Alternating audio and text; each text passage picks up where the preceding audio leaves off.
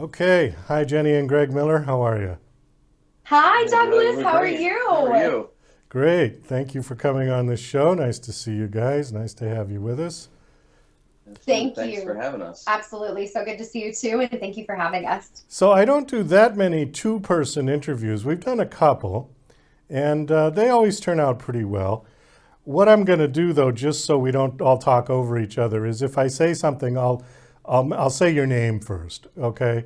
And then you can Perfect. answer. If it's a general question and I don't say a name, then whoever wants to speak first, okay? Sounds good. Sounds good. All right. So, first off, I want to start with Greg. Now, you were a former baseball player, is that correct? Yes, I was. I went to college at Seton Hall University, Division One, Big East, and was drafted my junior year in the 10th round of the 2008 MLB draft by the Milwaukee Brewers as a pitcher. Oh, wow. Okay. Who else did you play for? Was it just Milwaukee or did you get I drafted played somewhere with else? I played with Milwaukee, and then I got hurt. I had elbow surgery, got released, and then I was trying to work my way back. So I played in an independent league called the Atlantic League with the Camden River Sharks, which was actually a lot of fun. That was actually my final season. Our stadium was awesome. It was in New Jersey and Camden with the Ben Franklin Bridge in the background that had a really beautiful backdrop. Okay. So that was, you said 2008, so I'm assuming you're not playing baseball anymore, right? No, no. I went to the Phillies game in the playoffs and threw a couple pitches in the at the speed pitch, and my arm was sore for about a week. So what do you do now? So now I'm actually a I write with my wife, but I also primarily am a district manager for Panera Bread. Oh, okay. I know that. I Yeah, know that bread. That's good bread. yeah, Yeah. it is good bread. It's not too bad. Wonderful. Okay. All right. So, Jenny, on your bio, it says that you work as an author, screenwriter, and producer. What are you producing? Currently, well, I guess let me back it up a little bit. So I lived in Los Angeles for over a decade, and at the time, I was doing everything in the industry that I could. I love the entertainment industry, so I started with as a casting director's assistant and kind of just worked my way up or in the ins and outs of the industry. I started acting, got my SAG card, my Taft Hartley in 2012. And I love the business side of the industry. So I wanted to get into production. And writing has always been at my core of like one of my true passions. So when I had the opportunity to get into writing in the industry, I jumped at the opportunity as fast as I could. So I was working on TV series pitch and pilots and concepts and screenplays. I've worked on and developed several different TV series pitch concepts that we're still hoping will see the light of day. But all kinds of great indie features, shorts, music videos, commercials, infomercials. So a wide range. Okay, so you've worked in television and film then. I have, yes. Okay, did you work for the networks or were you on the indies or where were you working? Yeah, so a lot of independence. Oh my gosh, it would be a dream to work on like with Warner Brothers or Universal or one of like the larger production companies. But a lot of independence and a lot of really awesome quality independence. And then just a lot of syndication that went more so on like the streaming side of things, where we well, there was a distribution deal that we received that I actually can't say the name for, but it was a really big distributor. And that was a TV concept that we received the distribution deal, and then the deal fell through. So we were super sad to see that happen. But, a lot of just weaving through the industry with our time out there. Okay. So where do you live now? Where do you guys live now? We are currently in New Jersey. Oh, okay. We're currently in my father-in-law's office because we just got here. So we're staying with them for a little bit and we're house hunting right now. Greg is originally from New Jersey, so he's home and I am here for the first time. So your home is still currently in Los Angeles and you're looking to move to New Jersey? No, no. So It's kind of a fun story.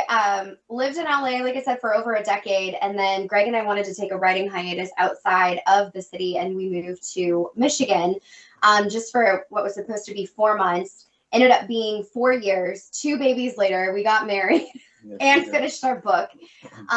So that was kind of a by way of LA getting back to New Jersey. Yeah, I think the coolest part of the journey is probably how we met, which was after baseball was done with me. I decided I wanted to get into the entertainment industry, so I packed my stuff up, drove across the country, hit up some national parks along the way, and then we ended up meeting on a chemistry read for a TV show that we ended up not shooting for, but obviously the chemistry was there, and because we got married and had 2 babies. After baseball, you decided you wanted to be an actor and moved to LA? Yeah, I decided I wanted to get into the entertainment world. I really wanted to get my personal story out there to help inspire others. That was my main reason for really going out there. And I knew that getting into some background work, into some commercials would help me connect with different people in the industry. So that's really, the reason I went out there was just to connect and network in hopes to bring my story to light to help inspire others. Did you know how to do that? I mean, there's not exactly a book that says, here's Right. how you step into the entertainment industry. Right. No, I had no idea what I was doing. I just knew I had to go to different casting calls and get into central casting, which is basically a whole Rolodex of people that are in like a casting network that people see, oh, this person would be great for this or that. So I got into some background work, did some fun stuff like Lucifer. What was the other one? Supergirl, American Crime Story, Versace. So just being around on set and networking with different casting directors. And then my claim to fame is Overstock.com commercial where, I don't know if you've ever seen it, but I was a table runner and I basically just run off the table in the commercial. Oh, I'll have to look for that. Is it on YouTube? Yeah, you definitely can find it on YouTube. Okay. So how long have you been married? 3 years. Yeah, 3 years. 3 years. Okay. At some point, you guys decided to write a book, and the book is called Age of Atheria. Actually, what I found interesting about this was that this started as a TV series pitch, and then you decided to turn it into a novel. Usually it's the other way around. Usually the novel becomes the film of the series, right? Yes.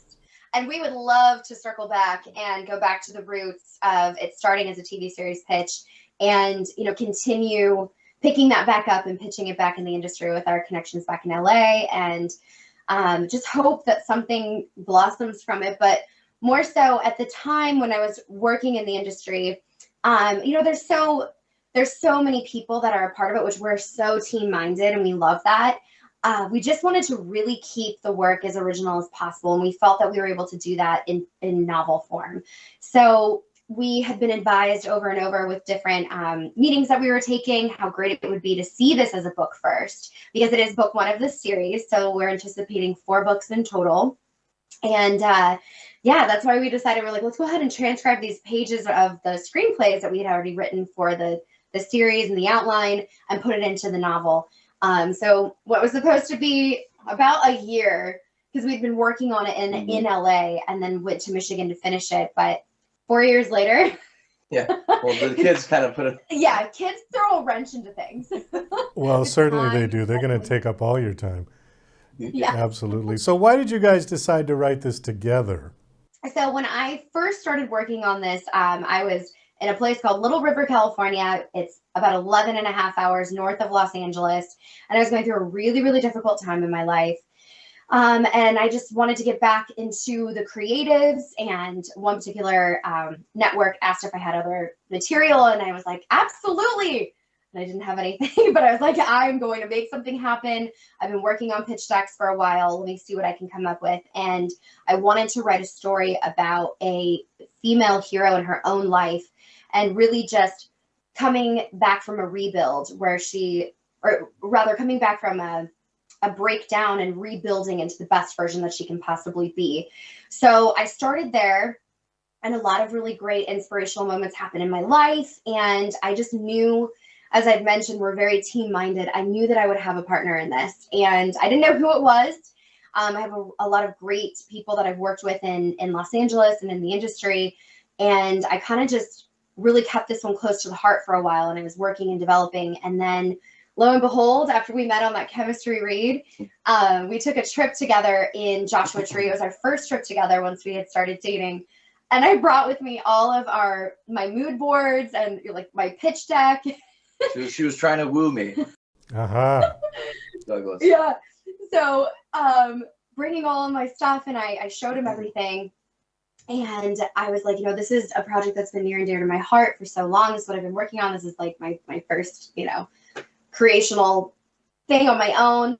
And you started just grasping it and understanding it in a way that a creator did. So that whole trip, we started talking about other concepts, and we developed a region of the world, more characters, and it just felt seamless and it felt natural. So took it from there and started working together. What is Atheria? Is that a name? Is that someone's name? Yeah, so Atheria is a place. It's a Atheria place. To us, if I can speak for both of us, it's really just it's hope. It's a place that it's hope. It's hope. It's light. It makes you speechless. It's love. Yeah. It's beauty. It's hard to put it into words. Okay, so it's not a geographical place. It's a concept place. It's a concept. It's a concept. It is. Yes. Yeah. Yes. Okay. All right. It's the foundation for the new earth. It's a place that we aspire home to really be like, because our story really delves into a current trajectory that we feel humanity is on, one of destruction. So it's set in the present day, or it's set in the future destruction of our present day world. And it's after a great war, and societies have an opportunity to rebuild. They do so very poorly. And this is an opportunity for us to kind of fictionalize a future destruction in a way that humanity is still living. And so there's a spiritual council, and Atheria has been this hidden realm here on Earth. So it's got some magical realism twisted into the story.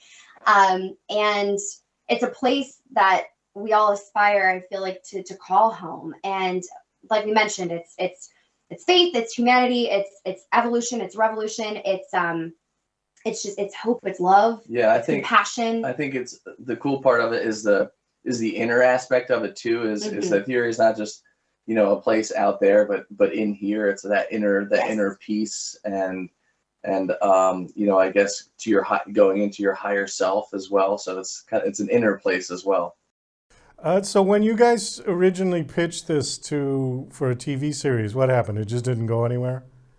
No, it was actually making great strides. There were different production companies that wanted to attach to it, and I was still in such a developing state of mind. At the time, I had a theatrical agent, legal representation, and just different avenue, a manager, different people that were helping me get in front of, really big entertainment executives and people who can make a project move.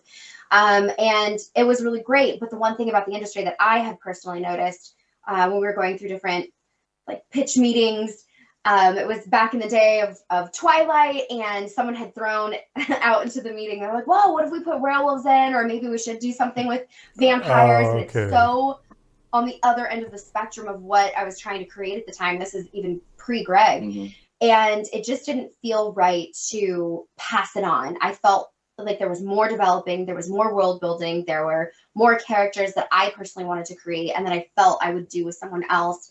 So it wasn't but a couple months after you came onto the project that we kind of just nixed everything as a TV series TV series pitch. It was well beyond a concept at that point. And just really turn to the pages of a novel instead and write it in that aspect. Well, this might work out better because then you would have a much more developed story, and then it could probably go on Netflix as a series.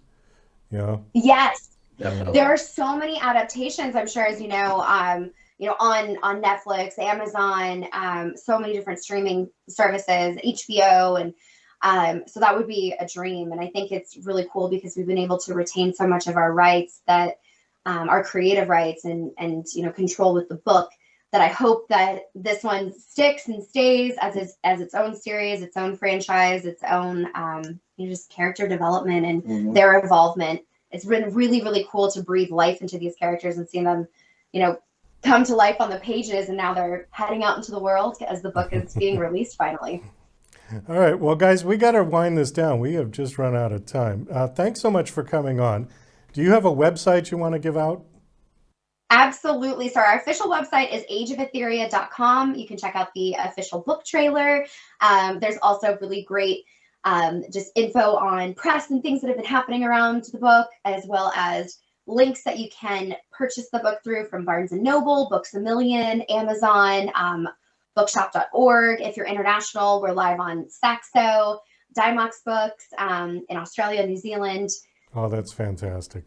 Well, Jenny and Greg, thanks so much for coming on this show. It was nice meeting you. Best of luck with the book, and maybe we'll see it on Netflix or one of the streamings in the near future. Yes, Fingers absolutely. crossed. It was so awesome speaking with you too. Thank you so much for having us. Yeah, thank you so much, Douglas. Really appreciate your time. My pleasure.